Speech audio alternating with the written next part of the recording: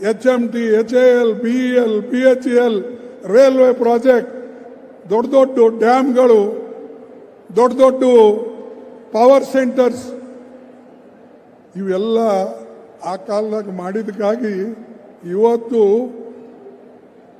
ನಮ್ಮ ದೇಶದ ಜನ ಉಸಿರಾಡ್ತಾ ಇದ್ದಾರೆ.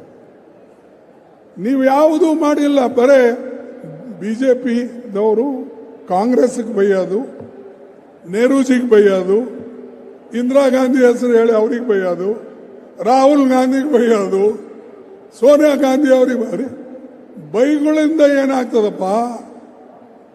ನಿಮ್ಮ ಬಾಯಿ ದೊಡ್ಡದಿದೆ ಅಂತ ಹೇಳಿ ಜೋರಾಗಿ ಮಾತಾಡಿದ್ರೆ ಜನರಿಗೆ ಉಪಕಾರ ಆಗೋದಿಲ್ಲ.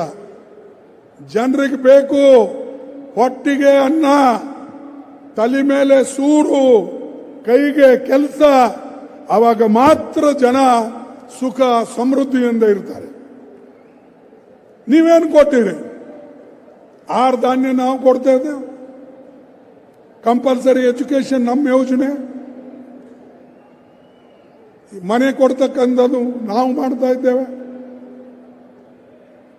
ಎಲ್ಲ ಮನ್ರೇಗಾ ಯೋಜನೆ ಏನು ಬಡವರಿಗೆ ಕೈ ಕೆಲಸ ಕೊಡ್ತಾ ಇತ್ತು, ಹೊಟ್ಟೆ ತುಂಬ ಅವರಿಗೆ ಅನ್ನ ಸಿಗಬೇಕು ಅಂತ ಹೇಳಿ ಆ ಮನ್ರೇಗಾ ಯೋಜನೆ ಸೋನಿಯಾ ಗಾಂಧೀಜಿಯವರು ಹಾಗೂ ಮನಮೋಹನ್ ಸಿಂಗ್ ಅವರು ಪ್ರಾರಂಭ ಮಾಡಿದರು.